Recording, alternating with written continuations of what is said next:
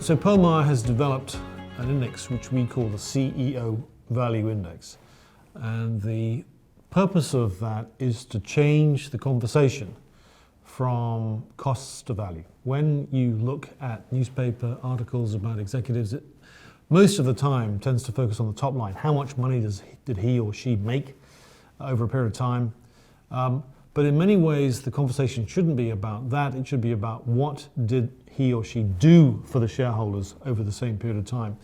And in order to simplify that conversation, what we did was we created one number, which is how much do all the shareholders get for every £1 or dollar paid to the chief executive.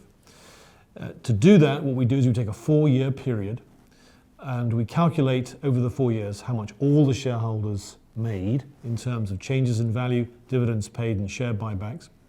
You then divide into that number all the money the chief executive made in terms of take-home pay. So that's all the salary, all the bonus, and 2 years worth of vested long-term incentives. When you divide the compensation into the shareholder value created, you get this index. Now, that index is an interesting number because what it tells you is really how productive is an executive for the shareholders, all the shareholders. And with that number, you can then do a lot of very interesting analysis. You can look at whether people who run big companies or medium-sized companies are better value for money.